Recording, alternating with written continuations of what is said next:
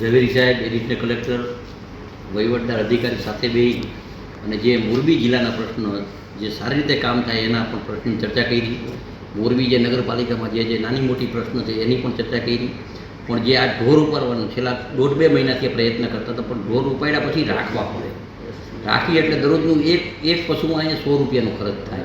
એટલે બધા સંસ્થાએ જે સપોર્ટ આજથી અત્યારે 200 ઢોર મોરબી પાંજરાપોળમાં રહેશે, પછી ઉદયનંદનમાં રહેશે, એમ કરીને જેટલા વધે પછી નાની સંસ્થામાં જરૂર પડતો રહેશે. પણ મારું એક આહવાન છે કે જ્યારે આ ઢોર ઉપાડીએ નગરપાલિકામાં ત્યારે રાતના ઢોર ઉપાડે ત્યારે થોડુંક ટ્રાફિકની સમસ્યાનું ધ્યાન રાખે, કોઈને કાંઈ લાગે નહીં એનું ધ્યાન રાખે. અને આ જે સંસ્થા જે ઢોરો રાખે છે એ અંતે તો પ્રજાના પૈસાથી સંસ્થા હાલે છે, તો વધારે દાન દઈએ એવી પણ મારી અપીલ છે. અને બીજી જે હમણાં ખાતર સાહેબે વાત કરી કે અત્યારે જે મોરબીમાં જે જરૂરિયાત છે એ તો કામ ચાલુ જ છે.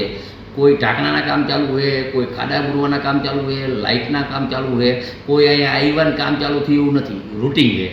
એટલે એ કોઈ તમે અહીંયા આવી જાઓ કામ થઈ ગયું એવું નથી.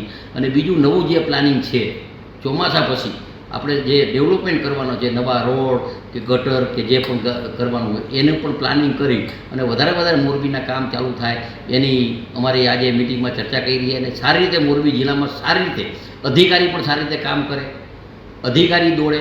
મને કહેતા આનંદ થાય કે ઝવેરી સાહેબ આવ્યા પછી દર મહિને 40 ગામમાં 40 અધિકારી જાય છે ગામડાના પ્રશ્ન.